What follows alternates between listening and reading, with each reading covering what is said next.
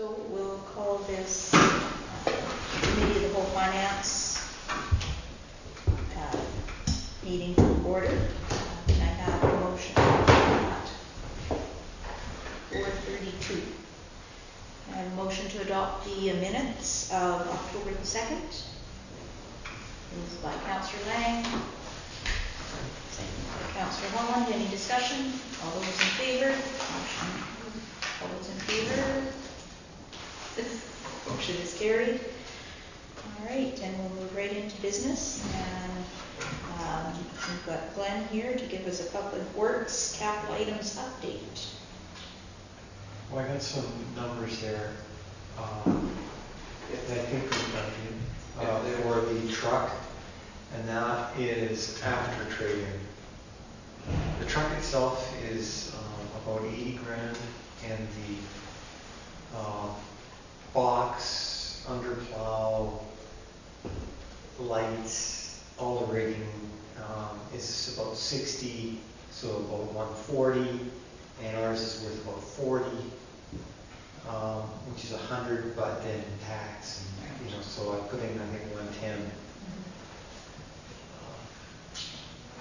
Now the other one, the mower, that is no trade. That's just, I'm not allowing for us. That's just buying a new one, and that's with the municipal discount, taxes in, with a new leaf blower, because our old leaf, not blower, but Vector unit, it won't fit on the new one. We changed them, and that's a comparable. Not bigger, not smaller, it's about the same as, I don't think we want to go any lighter duty than what we currently have. I also put in red the figure. I know we hadn't at the last meeting. I think council essentially decided not to talk going forward with this, but the Bobcat mower attachment, you got a figure on that? I did. Two different numbers. One for like a swing unit that mounts on the front of the Bobcat. It was about 9 grand, and then just a straight mower for the front that would be 5.5 feet wide, the same width as the machine. That'll cut up to 3-inch saplings. Not regularly, like you couldn't go through a field of 3-inch stuff, but it will take up to a 3-inch. And it was around 8 grand. The advantage to the one off the side, but our Bobcat's just not really big enough to handle it. There's a chance you tip it over. So the advantage to the one off the side would be that you could do ditches and stuff a lot easier. So we could still use it for some ditches, the one in front, but not as well. Any questions? Councillor Lang? Well, you and I discussed briefly the possibility of using the old zero-turn mower at the airport. Well, that is a possibility. It would be hard on it, but we're not going to get a lot for it, so I mean that is a possibility. I think that possibly we could talk to one of the guys with the hangars up there and make some sort of an arrangement. I mean, it's to their benefit, just to store it, because it's moving it up and down with it. Yeah. And if it's your number one mower, you don't want to beat it to death up there. This last year we had to use the one from the cemetery, which is not a commercial lawnmower, it's a garden, a home type one. We had to use it for about a month in total because we had breakdowns with it. But it's getting old. Yeah. It's done well. Yeah, well, I think if with a little bit of grading and even if you can keep it mowed, keeping 30 or 40 feet off the edge of the pavement. But I don't know, I mean, it's your call. I'm just suggesting that would be a way to get around the mowing aspects of it. We could try it for a year. We don't have a hell of a lot to lose. I mean, obviously you don't want to turn it into a pile of scrap metal, but if it's on its way out, then... Anyway. I guess that's providing we do purchase a new one. Well, yeah. Any other questions on the capital works items?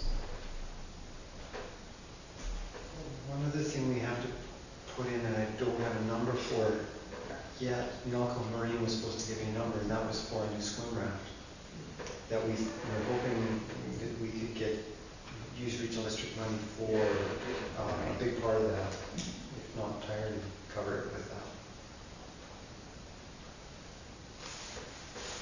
Mr. Lang? Yeah, and just the note, just in red there about the plowing of the hill to the airport, Brian has stated emphatically that as far as he's concerned, there'd be no change in the plowing routine for this winter.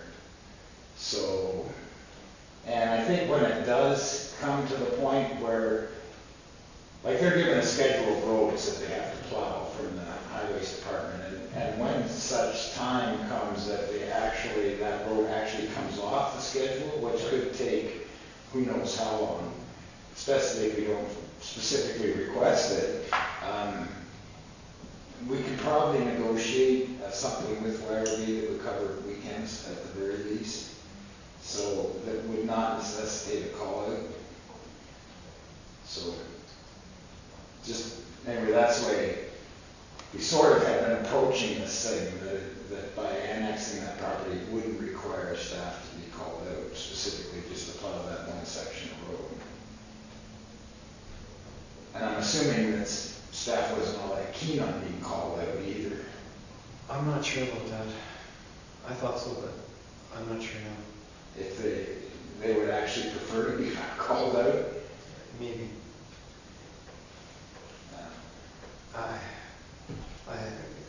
I guess we need to, if the time comes, then we'll have to. Right. If they're gonna look after it for nothing, then there's no issue. At least for this winter. For this winter, It perhaps. really depends on when and if the orders from council come down. Right. I guess my only question is around the timing on when it needs to be done, right? There's no, if YRB's got their priorities, are they willing to drop their priorities in order to plow the airport? Well, they always have. I'm just saying there's no change from what's currently taking place, which is they plow that road on Sundays. When A lot of people need access to it. When it becomes ours, and even during the week plowing it, we'll have to relook at our schedule, our priorities probably. Because just the days that it's open, we'll have to get up there probably before that. We do have a snow removal policy and prioritization. Right. Maybe the new council will want to review that policy, given that we're adding some wood.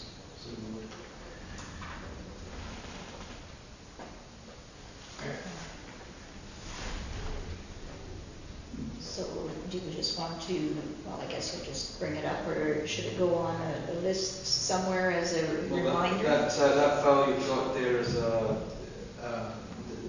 PDF you got. That's a kind of rolling list that I'm putting together. It'll probably go beyond capital quite soon, Right. as just so everybody can keep track. All right, anything else on that? Okay, and we'll move on to water fees. Okay, so you've got the old bylaw there from last year, and process you're more familiar with than me, even is that you just replace the Schedule A every year with renewed water rates. Council determines a percentage increase or reduction, or leave it the same, and we bill accordingly after the bylaw is passed. Our reserves are currently in reasonable shape on the water utility. However, it's unclear at this time whether we're pursuing a Build Canada water grant project. I think we have until February 19th or so to submit an application to Build Canada. We're only allowed one application. Or if we're pursuing something else like sewer or another piece of capital infrastructure. If we are going to be putting a significant chunk of reserve from the water utility towards the project, perhaps things shouldn't be left as they are. That means you want to keep that reserve being replenished over time. But if you weren't going to do a major project, if the only major project next year was going to be the controls for the water treatment plant, you could probably get away with a fairly small increase. But if we're looking at controls and the avenue and the intake, even you might want to give yourself a cushion.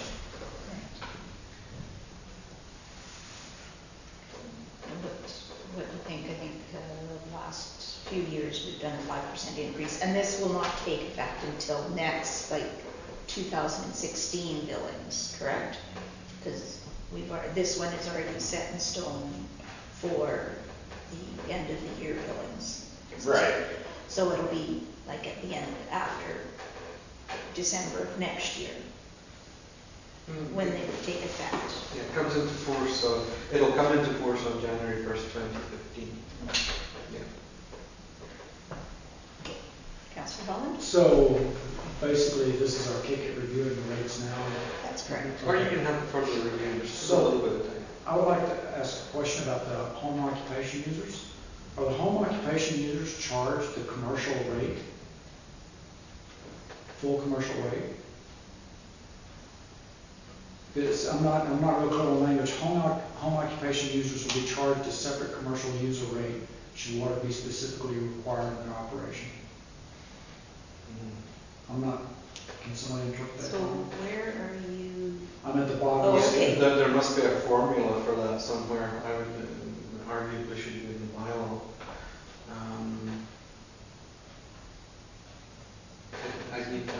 I would need to go down. So my position is that I think that home occupations are real critical to our economy. And probably I think also that going into the future that home occupations are going to be really the place where we want to focus some economic development kind of energy. And I know at this table there's been discussions of giving tax breaks to large industrial type operations. And really the home occupations are going to be the one I think are going to be where we want it. So my point being, I don't think it's,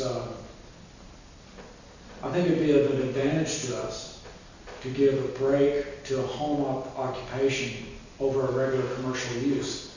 In the example I'm thinking of, where it was listed here somewhere about haircuts, salons and haircutting places. So if you've got a commercial building or a commercial facility where you're operating doing a haircut salon, the water demands are going to be substantially larger than if somebody's doing a service like that in their home. And there's other, I'm sure there's other examples equally. That's just an easy one for me to think of. And I would certainly hope that possibly a home occupation user could maybe there should be some kind of discussion around maybe it's a 0.75 or a 0.5 factor or something to recognize the fact that we can encourage home occupations and not be hitting them up front with a larger cost as a regular commercial user.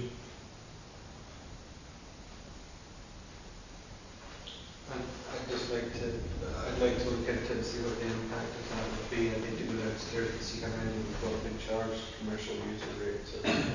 So again, trying to recognize what we're doing with staff, what would be kind of a reasonable request from this committee for staff to give us some kind of recommendation or report or something? Oh, it's fairly straightforward. How many home occupation users are we currently charging at the commercial rate, and what would the impact of taking that commercial rate away be based on this year's figures? Could I ask for a report from the next committee? Sure. I'm just noting here that an example Councilor Holland gave, that hairdressing salons are charged the same rate as a Yes. basic single-family dwelling, so they're not being unduly penalized at this They'd be point. paying double. Yes. They'd be paying the homeowner and the business. Yeah, because it says will be charged a separate commercial user rate should water be specifically required in their operation. So I think that's, So they would be paying more than a commercial. Yeah. They'd be paying more than a haircutting salon downtown. So I think that's a little usury. Or at least we should review it.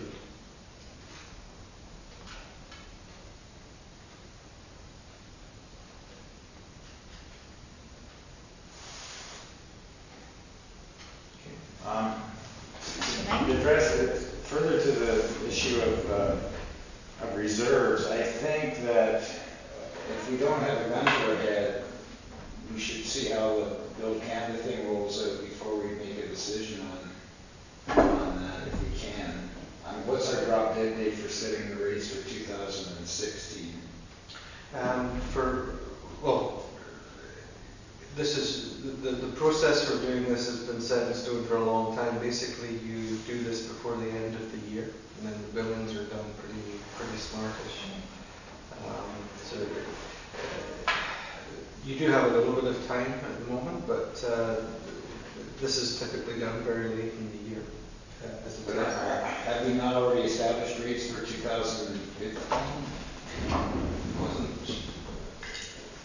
Or is that what we're talking about? That's right right. now? Yes, let's see, yeah, this was November 2013, coming into effect January 2014. Yeah, it come up That's a different situation than because we won't have any feedback, positive or negative from the can prior to the end of the year. So I guess we do need to address this issue before the end of the year. We can get you answers on the home occupation front, and we can certainly give you an act on the stated reserves right now. But as you know, I think it was the alternative, the secondary intake project was approximately, yeah, it was something in that area of cost. A third, minimum, the village would have to contribute a third to that. Gas tax would be a minimal utility on a federal government grant project. You can't combine federal dollars under a number of circumstances. So the reserve would have to come into play for that to some degree. On the stated front, it looks like, when I were having through the discussion with Meredith, and we might be able to put a lot of smart money that they're giving us towards that, Okay, good. because we would be having trouble spending it other ways, so that would really help. So The other thing we need to address is this asset management business that will have an impact on our applications for Bill Canada. And if we're not demonstrating that we're taking our asset management seriously, it may have a negative impact on our application, and basically our water rates are very low relative to most of the province. So again, I'm not suggesting we double overnight, but it still could have, and I'm sure you'll be able to comment more fully on that issue once we see the terms of reference that come with the grant apps, but it may come into play. Okay, any other comment on that? Okay. So the next item is house numbering. Yes. Now this was coming from a request from the chair about house numbering and whether we could maybe use the MIA dividend or their grant Risk management. risk management, Yeah. for the purposes of funding more visible house signs within the community. I kind of went on a little bit of a side tangent there and mentioned that the RCFP have indicated to us that it would be desirable for us to have some enforcement capacity with respect to visible house signage in the community for first responders and other emergencies. We do not seem to have anything on the books at this point requiring people to have visible house signs. So I just give you that really basic little bylaw there that basically has a provision in it that says all house numbers shall be erected as to be conspicuous from the fronting highway or street. It might not even need a bylaw of its own. It could be something that could potentially be added as a provision in the traffic street bylaw. And we could then make the issue ticketable if there was a serious concern on the part of the RCMP that there was a poor visibility problem. On the other side of the matter, I don't think there would be any real problems with having a program of some kind to offer the community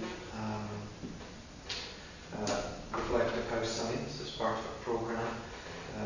The Lions clubs have been doing this in BC elsewhere. We don't have a local Lions club, but I have contacted the Lions Club in Nelson to see if I could find out more about their initiative and their supplier. So I haven't any prices for you yet. Okay. This came about because I noted that the fire department said that that was an issue, its lack of house numbering, and, you know, we had gotten the correspondence from the MIABC saying what our risk management grant amount was, so to me that seems like a really good fit.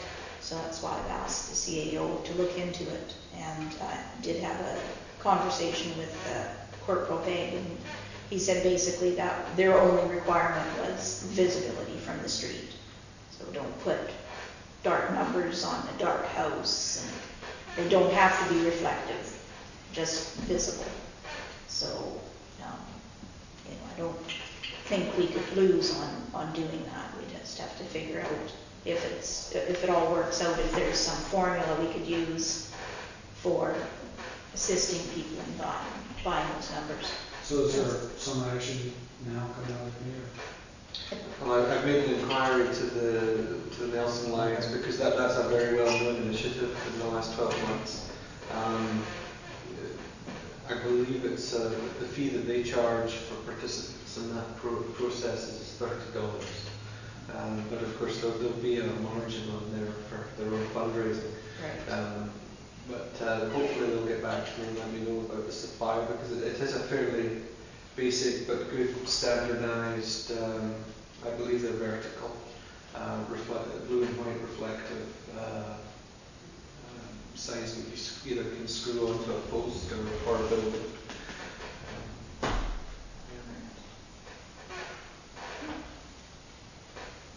Any other discussion on that item, or are we good to move forward?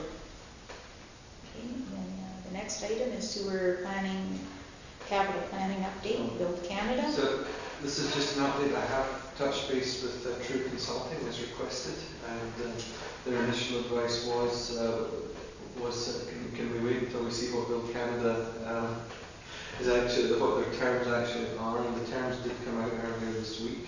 So you see the basic news release I've provided there on that. But if you also notice, there is a link to the location of the fund within that news release. And essentially, I should just summarize, I should bring up Scott's email there.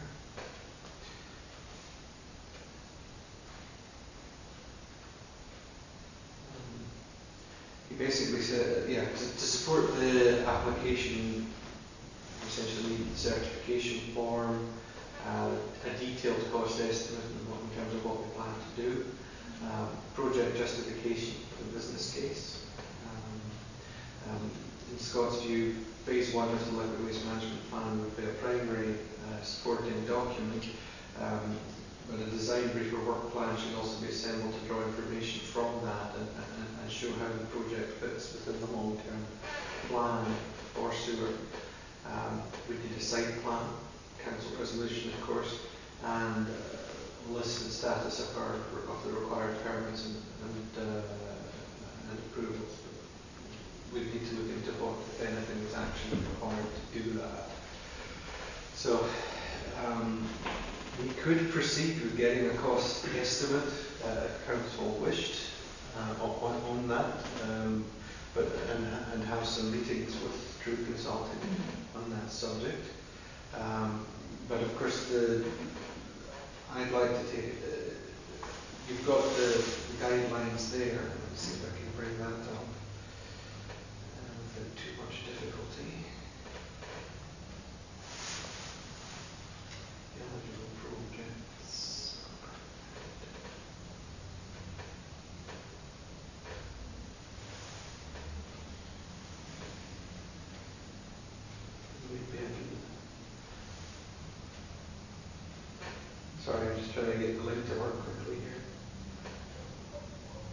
Interestingly, the front cover of the actual program guide has a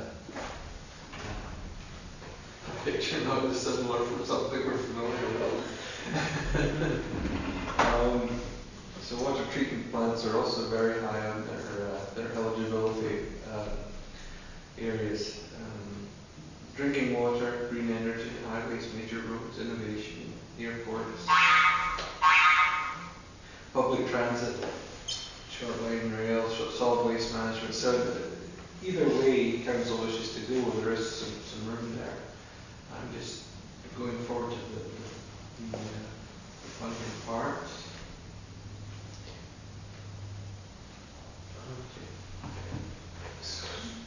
If we're talking about sewer, are we talking about just one street? Or what are you talking No, about? this is for the plan for the whole village, and then we could roll it. Is that not correct? And then the rollout, I think we had discussed that it would probably be beneficial to do it incrementally, so it's not a big, huge The monies expense. we would be applying for to do the work would be for one, So, probably just one. It probably would, in terms of the scale of what would be involved with sewer, I don't see how we could avoid, again, because it's federal funds, gas tax is not going to be a huge amount of assistance, so we have to have a significant borrowing approval. To come up with.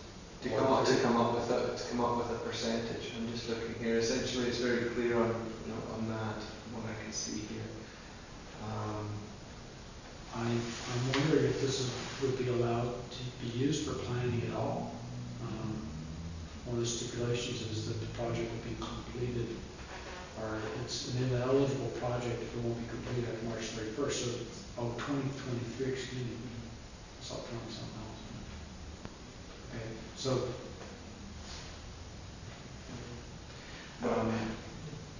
It seems to me that without knowing what the costs are, we don't know what our appetite is. Yes, we have to complete stage 2 and 3, and that's sort of a separate issue. But to know how many streets we can actually do, we have to have at least a rough estimate of what it's going to cost per street. And then then at that point, we can decide whether we want to make this, a 1, 2, 3, or 5 year plan, and then go from there, 15%. Why I was asking was like giving Scott direction for pricing is, what are we looking for? Right. Yeah. Well, I mean, I guess certainly we chicken want to and start egg. with the one block, and then but I guess from that, you can't exactly extrapolate and say, well, if that street costs X dollars, then every subsequent street will cost the same amount, because you have different criteria, and different challenges and so on and so forth. But it would be a worthwhile exercise to give you some scale, scope of what it would take to at least get a little kaslo done, and then we could see what our appetite is. There's no doubt in my mind that there's going to be some borrowing required. I just don't we just don't have the cash in the bank to be biting off big chunks of this with. The maximum federal contribution is a third. So there will be a gap. Without me seeing any provincial commitments there, we'd be looking, ordinarily you'd be looking a third from reserve, a third from borrowing, and a third from the grant. But each of those property owners would have to be kicking in a substantial amount of money towards this project too, so that will offset the borrowing. Long term, yes. In terms of them coming on the system, yes, you could offset that to some degree. There would be some real number crunching that we'd have to do once we knew the size of the actual cost of the project. So I'm missing something here. You're saying the feds are coughing up a third, but the province is coughing up a third too. I don't see a provincial commitment yet. I would have to have a chat with them about that. This is Just keep referring to the provincial and federal governments will each allocate approximately 109 million in support. My base, without having any details on that at this point, I'm hoping, I would say I'm hoping that there is a provincial third there. Right. Otherwise, it's not viable for really at this point if it's a large project for sewer for us, unless we borrow a significant amount of money. But if the provincial third comes through, you could have a decent sized project there. Anyway, have we got, do we have the ability to ask Drew to move ahead on this so we can get some sense of where we're going? I mean, financial ability? Now, we had discussed having, well, that's stages 2 and 3 of the plan, isn't it? Part of it was looking at the different financial models for funding that. And I'm having a discussion with the province about that as well, because you're visiting UBCM and working with their staff as well to see if they would advise anything in that regard.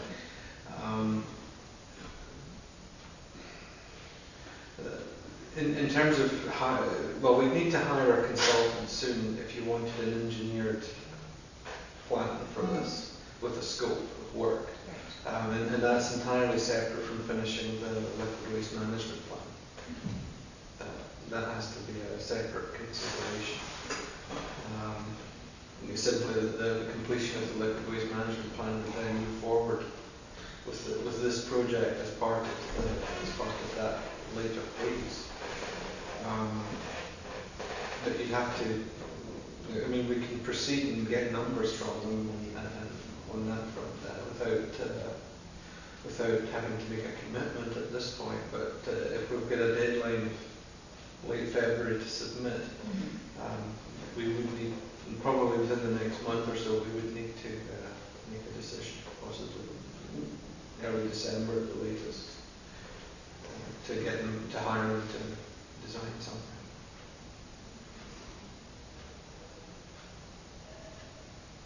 So I guess my concern here is that we're planning as if we've got the permission to add those streets onto the existing plant.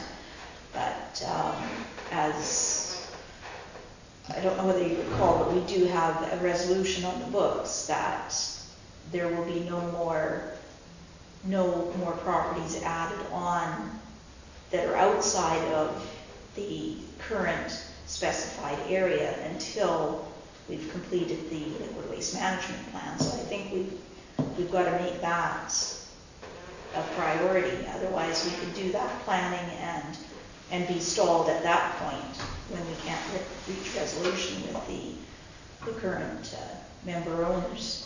And we definitely want to have a better setup than we have right now for the bylaw, because it's, you know, for how many years it's been a struggle for staff to manage that bylaw each year when billings have to go out. So I think we'd want to make sure that we do that correctly as well.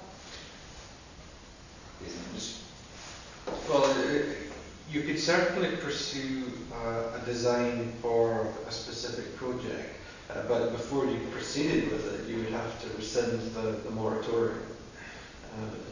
You would have to, at some point, you'd have to rescind that resolution or the next council would. Or complete the plan. One or the other, yeah. Right. Yeah. Yeah, my only comment is that we gotta complete the plan no matter what. Yeah. We're not gonna go ahead and put sewer pipe in the ground likely Without the plan. without the plan and without the grant. So, one, I think has gotta be completed regardless. Yeah. The actual putting of the pipe in the ground may get stalled if we find the costs are beyond what our capabilities and we don't get the grant. So, to me, it's pretty straightforward. We should be doing both. And I think we should set up meetings with, a meeting with True and kind of outline what we want to see done and express that we're in a bit of a time crunch here, given the fact that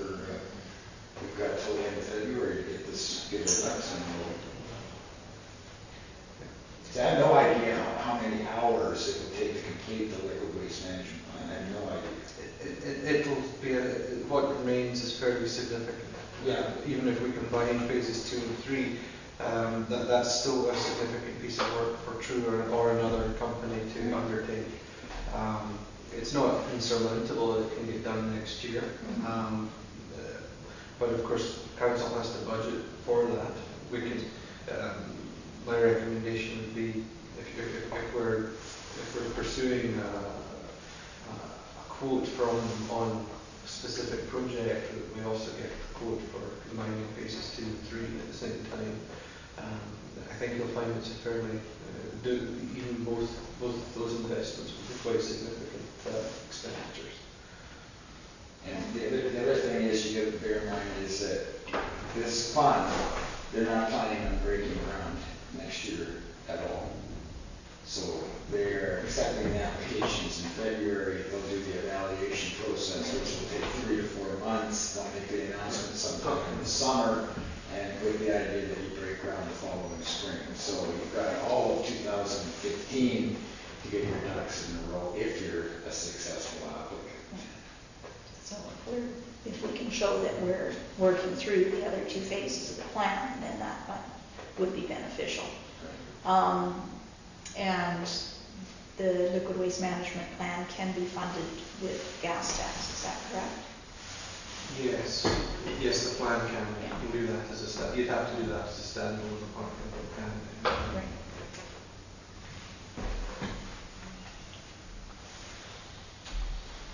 So, do we want to make a recommendation to council that we ask staff to pursue meetings with True Consulting, or do we need to do a call for proposals, or? That's up to council. If you're happy with liquid waste management plan phase 1, you can elect to direct award on that if you wish. I need some kind of scope, scale. I would say if it's going to cost, say, in excess of $50,000, we might want to certainly look for a request for proposals. But if it's, 10,000 or less than 20, then maybe it's not worth going through that exercise. But that's just my opinion. Other council members may have other opinions, but until I get a sense of the scale of this project, it's,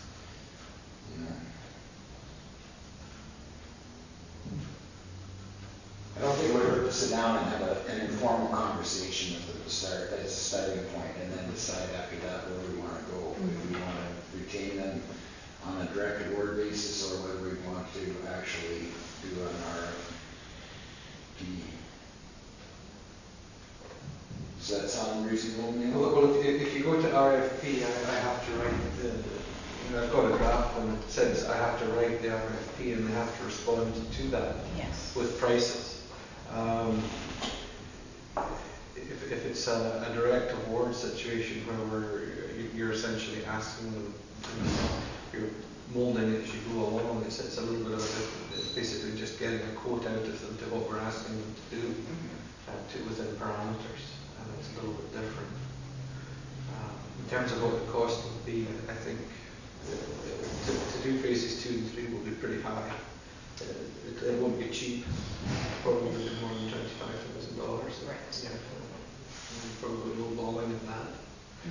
It's a very expensive process.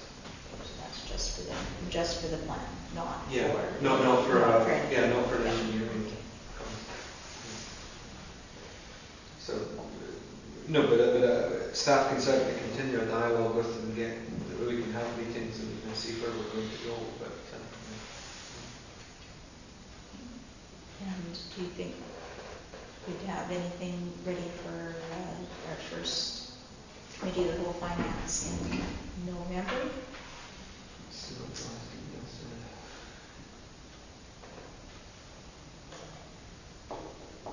In December, possibly, if we set up a meeting soon. What do you think, Glenn? I think so. Get an idea from them. we'll set up a meeting with True Consulting as soon as we can. I don't think you'll be able to say something right at the meeting. You'll have to. No, you'll have to develop a fairly, a couple of proposals. You may want them to come as a delegation. Anything else on that item? All right. We'll move ahead with number 5, planning consultant verbal update. Yes, that's just another that I had following the last meeting, continuing a dialogue with urban systems just to get a ballpark on what some of these items around the planning bylaws and changes would cost. I haven't gotten any figures back at this time, but I will bring some numbers back, and then council can determine if they want to look at that or go to RFP or leave it. It's quite a bit. Yeah. I think it sounds like there are some things that we do need to address that maybe we're inadvertently put in that are having a negative impact on some properties that I don't believe was intended by council when we did the planning bylaw. So, do you think having staff keep pursuing that and see what the costs will be? Mm-hmm. Okay. All right. Number 6, City Hall update, verbal. Just in case you're not looking across the road, the Chris Temple's overseeing a fairly speedy implementation with the weather against them there. The exterior of the building the paintwork is getting close to being done in the main building. The siding work has largely been complete, and the stonemason's progressing fairly well as well. The demolition contractor will return towards the end of the project and take the slab out. The stairs are being built off-site and will be assembled, I'm told, hopefully in December. On the funding side, we continue to have a bracing dialogue with Parks, with one of the funders, and we'll hopefully meet all of their criteria, because we're being held to a very high standard, being a National Historic Site. So having our local area contractors who are all really good is one thing, but being held to those standards is quite a challenge for some, and we're lucky to have Bob Inwood helping us in those discussions with various authorities. So the funding situation isn't bad, but it's a little bit of a nervous ride as we go along with these discussions. But hopefully council like what they see over there. It looks wonderful. It's way better than having the old fire hut off and the bright white paint and green. It just looks really good. And have been getting comments from citizens that they're pleased with the work that's going on as well.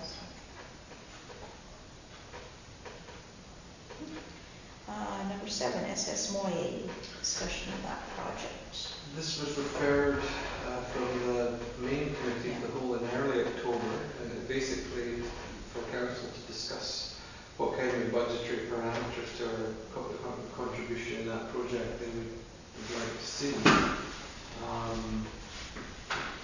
We're contributing, we've allocated about $7,000 of the community development funds that come to the village to the geotechnical work that's underway. The question for implementation next year is primarily the question of the slope stabilisation, first and foremost. Second, the Historic Society's appetite for a new accessory building. And the third, the waterfront trail aspect as well, which Public Works have been continuing work on recently.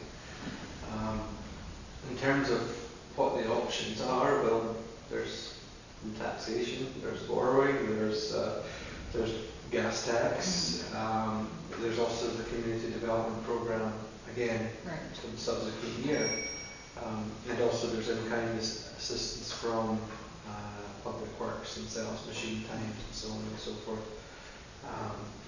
From a liability perspective and asset maintenance perspective, my priority is the slope, not the accessory building. If they can find a best of both worlds solution that enables them to put a building there in the long term, I wouldn't necessarily combine the two activities. It might make it more attractive for grants, but our primary concern is the slope, making sure nothing falls down there. That we can possibly deal with a good bit of it in-house, but there may be some materials that need to be acquired. I can probably provide more comment there. I suspect we'll get called on quite a bit for, a lot of excavating is going to happen there for any slope work. And actually, we've probably got the best dump truck around for it, because tandem trucks aren't going to get in there. And so we fully expect that we'll be helping on that stuff and quite able to do that. The accessory building, if there's some talk of having a C-can put on the bottom side of the ship there along the fence, and I hope that doesn't happen. I just don't see how that's going to look decent down there at all. Even if it's dressed up, it's still going to be completely out of place. But the rest of it, I think, all makes sense, and we should be able to help out quite a bit. Did you see the plans for the building? It was quite an extensive building, and I think that C-can was going to go at the one end of it, and they felt that they could.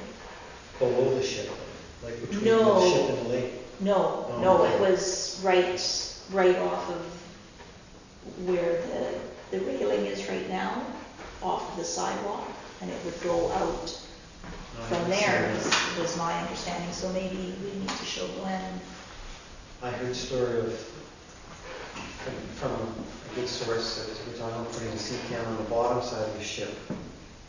And I don't think that'll look decent at all. That's not It's my not my recollection. understanding, no.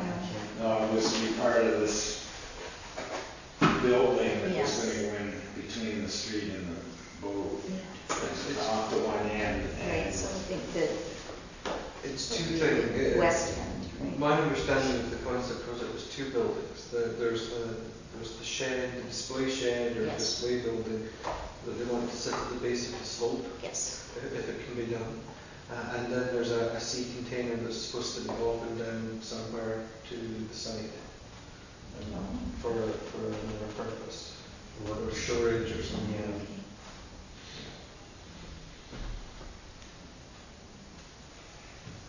One of the takeaways that I had from that meeting was that they could possibly get some money from CDT to facilitate this building they want to build, and that could have a positive impact on their bottom line in terms of how this whole project's addressed. Now, again, we're in this chicken and egg scenario here, which comes first?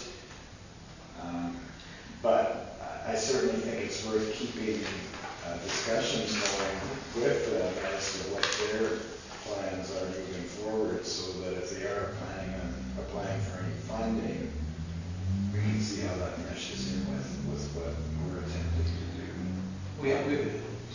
Go ahead. We actually have three slope-related or erosion or slope-related risk management areas that we do need to budget for something moving forward. First is the river, because we've got the erosion going on across from where the footbridge is going. Second is we badly need to have a slope stabilisation plan for the waterfront trail beneath Water Street. We need to have a formal plan with standard operating guidelines for Public works as they work in that vicinity. It's not in any imminent danger, but the geotech certainly advised that we have a plan for how we manage that slope. And third, there is the SSMI slope to make sure that the National Historic Site isn't damaged by a failure there. Our own resources can be put to each of those to some degree.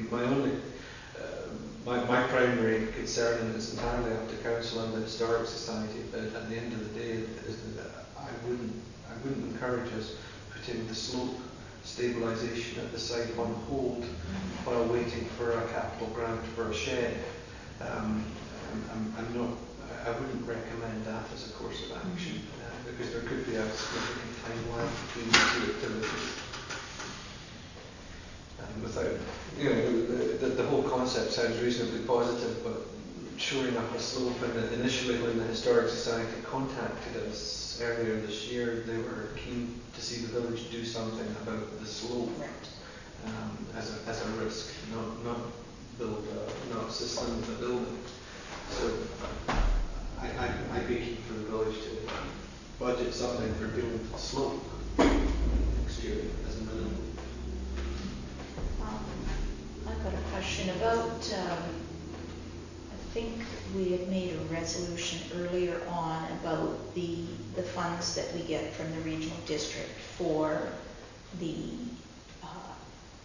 Moye Beach and the waterfront trail, that it was to be held for capital works projects, which essentially ties it up from what we have previously used it to fund. So would continuing work on the trail... Well, you mean the 10,000? Yes.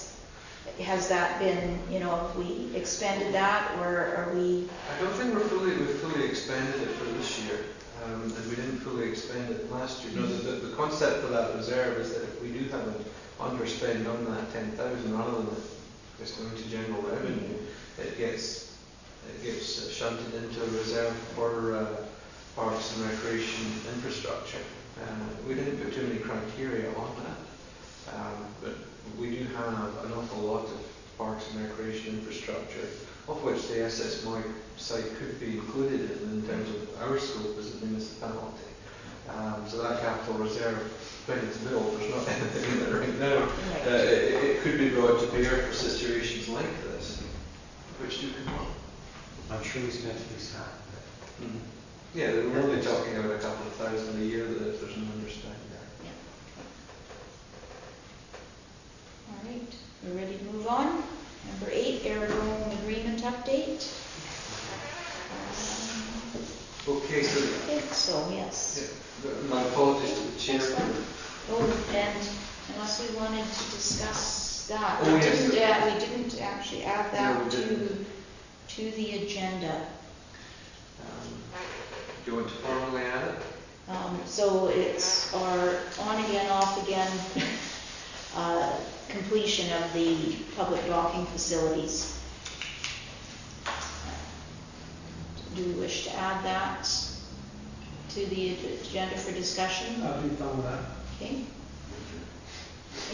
So shall we address that now then before, so Glenn can leave? So this is the building the dock, so that... Yes, it's the public wharfing, the public docking facilities. He had said the price was gonna go up a bunch as of before the last meeting, and we just couldn't make a decision quick enough.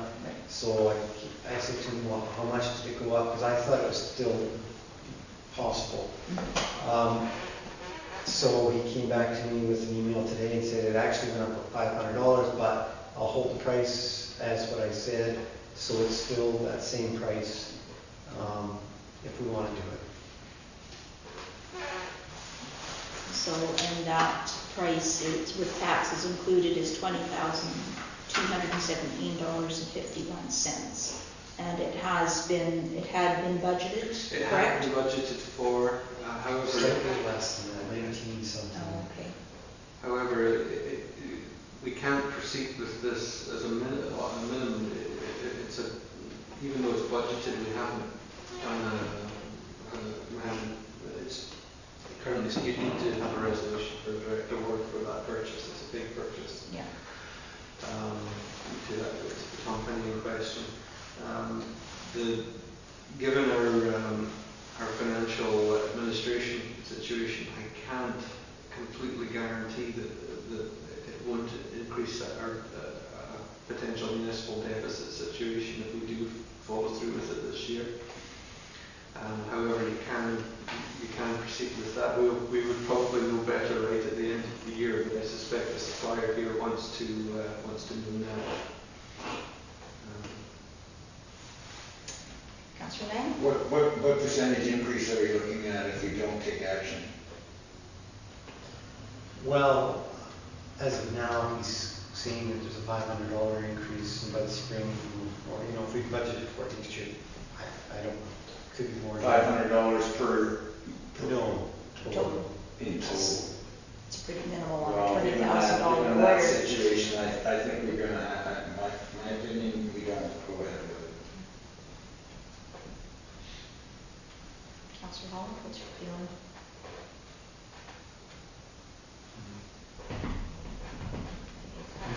I'm kind of indifferent on this one. I mean, I think it would be necessarily a bad thing for it to accomplish, but there'd still be time in the spring before really voting season happens, I guess, if we want to visit it in the spring.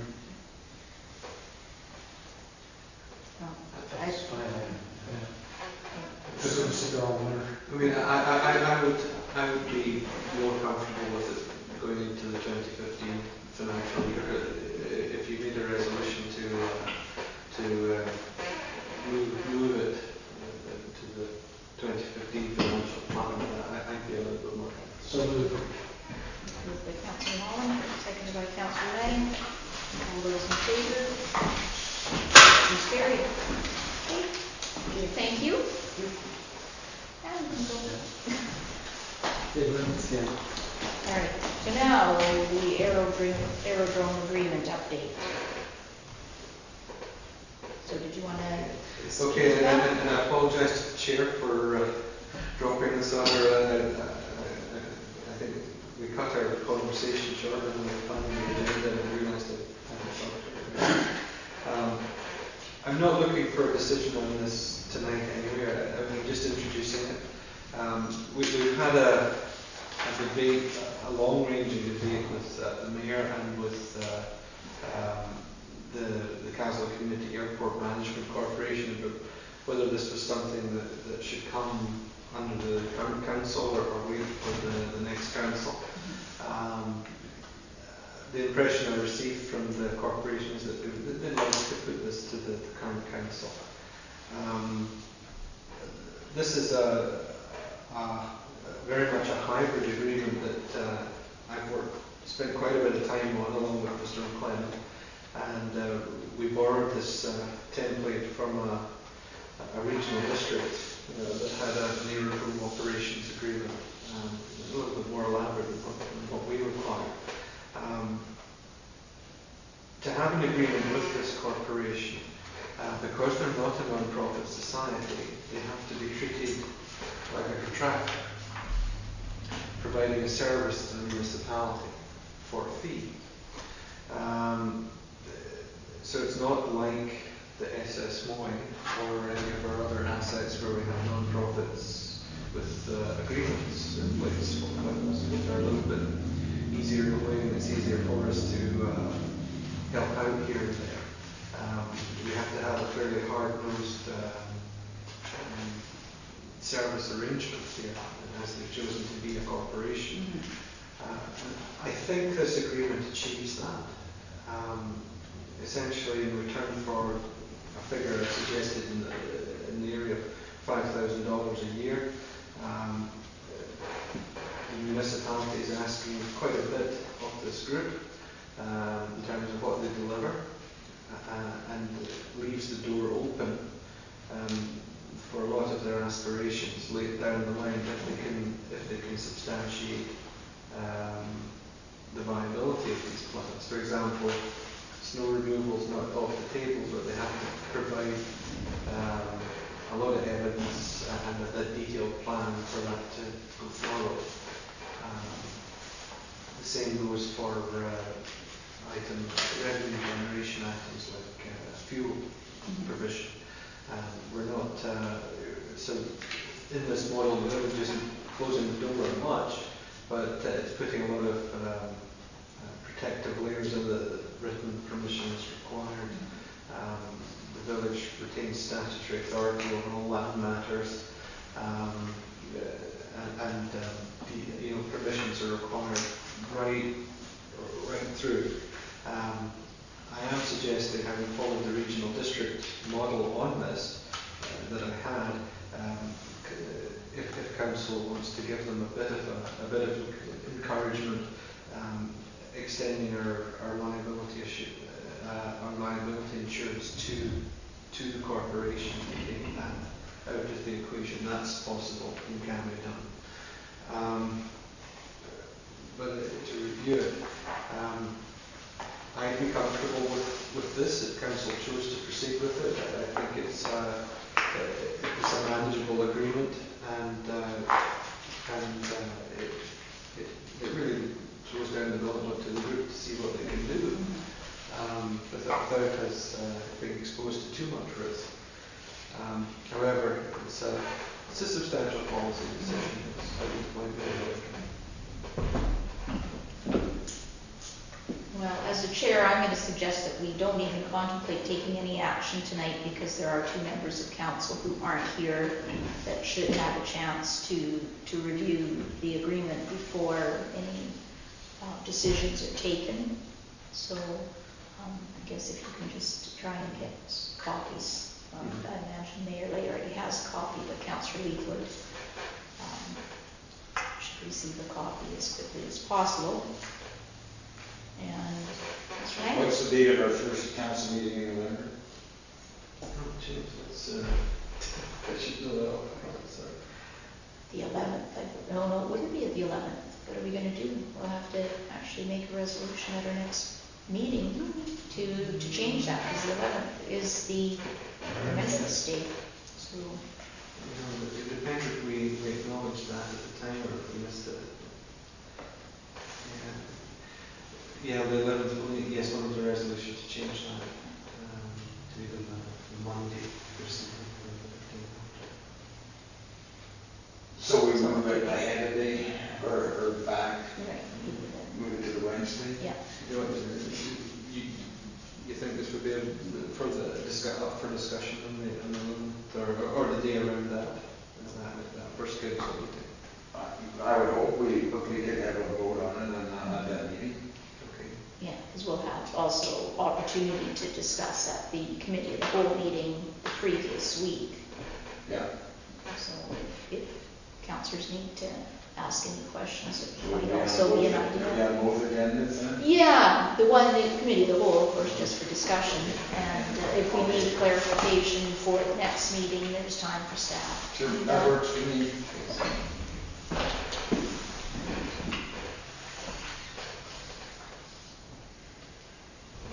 So I did have one question that you alluded to. Are we going to discuss this at all now or not? Go ahead. Yeah. How are we at? It's just about, that's I'm gonna be heavy aggressive. by 6? Yeah. It was just, Okay, yeah. it was just around the insurance. The village is going to supply, pay for the insurance? It's an option. We can go the other way too. This was the way it was written in the other agreement. Because paying the contractor $5,000 annually, it seems like that would be a way to deal with having them secure their own liability insurance. And then, because if I believe there's other issues that have arisen in the village where we've had contractors that have tried to be under our liability insurance, and it seemed to me there were some issues around that didn't really work. And that maybe if they're not in if we don't directly control their activities, I thought that was what it was. But this is, in essence, you could go either way on this. I believe it was structured this way in the agreement I drew it from, because the local government in question felt that going that way essentially ensured that they knew they were insured at a fairly high-risk location. And it took the element of chance out of the equation that they might not have their insurance paperwork out, entirely up to snuff at any given time, because it's part of your own policy, your own policy suite. Well, it could be linked to the $5,000 payment. So, Well, is it gonna be substantially less for us to include them rather than go get independent? Because independent coverage, I think will run a minimum a couple $1,000. Minimum. The additional cost for the village would likely be significantly less than the cost for them. Right. Doing it independently, given the nature of your strip. Well, it seems to me when we were with our dog control officer, he wanted us to provide his liability insurance and refused to do that because there were some issues around him having it being kind of a high risk thing, and he wasn't our employee. So Yeah. I think he probably, I guess we want to get a legal opinion on that, but it seems a little odd. In fact, I can't think of an instance where I know of an entity that's hired a contractor and provided liability insurance. Seems kind of odd. We did, at the end of the day, didn't we decide with the dog catcher that we would increase the contract to allow him to purchase his own? but he needs to That's right, purchase his own. Yeah, but he had to purchase his own. That's why I mean, we're already paying $5,000 a year. It seems like that would be the arrangement, yeah. That's it for now, we'll talk about it. Right. The next one is campground and park regulation bylaw. And the only, I'm not expecting you to go through the whole bylaw there. If I can, just the important part from a budget perspective is the schedule at the end of the document. Schedule B, park fees. Yes, park fees. So these are the fees that were discussed at the last meeting. I've incorporated them in, and I've also had Trish's input on unserviced sites, campsite occupancy beyond 2 adults, group stay costs, and the fees for showers standing up and garbage. And also, as it's a parks and campground bylaw, I've also got all the park rental fees in there. And because of what I've observed over the last year with letters that come into council, I've got a little asterisk there on park rentals. Council will consider fee waiver requests upon written submission by registered non-profit societies or charities. The practice seems to be that it's usually granted. So I think we should be upfront with that in the bylaw. I'll be bringing this forward as long as there are no objections quite soon, simply because it's a good, in my view, it's a good standard measure to formalise the rules around our campgrounds and parks, and lay out what the costs are to the users. If we review the schedule annually, there could be changes made in a more organised fashion. We review it every year and change it or don't change it. I guess the other thing that changed was the camping, the fee for the operator to have their trailer remain over the winter. That was changed as well. That's part of the contract. That wouldn't be found in here. Okay. These are just the fees that we're permitting the operator to charge. Okay. For example, if I took you momentarily back to the potential aerodrome operation agreement, even though we've got in here a prospective schedule that says here are the fees that you could charge. Yes. When we finally got to a point where we agreed on what those should be, we would have to have, the correct practice would be to have an aerodrome fees bylaw or a schedule on a fees and charges bylaw that authorises those charges. So this is just taking that same principle forward with campground and parks. Any questions on that? So that will come to the next regular meeting, will it? Yeah. All right, and last item is letter of support request by the KDCFS. That was in regard to the sled trail, was it, or is it No, something different? It's something different. Oh, okay. It's, if you have a look at the email there, this is.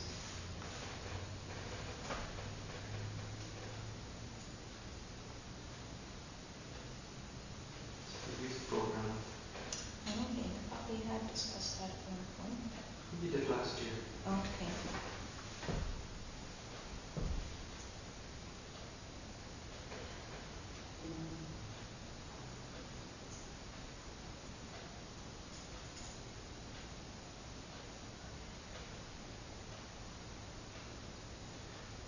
The only reason I put this on was that they're in a bit of a hurry for later. I would recommend that we make a recommendation to council to write a letter of support for this program. I'll move that. Second. Okay, any discussion? All those in favor? Okay, motion is carried. All right. Being there's no further items that anyone wants to bring up, I entertain a motion to adjourn. Moved by Councillor Lang. All those in favor? Motion is carried.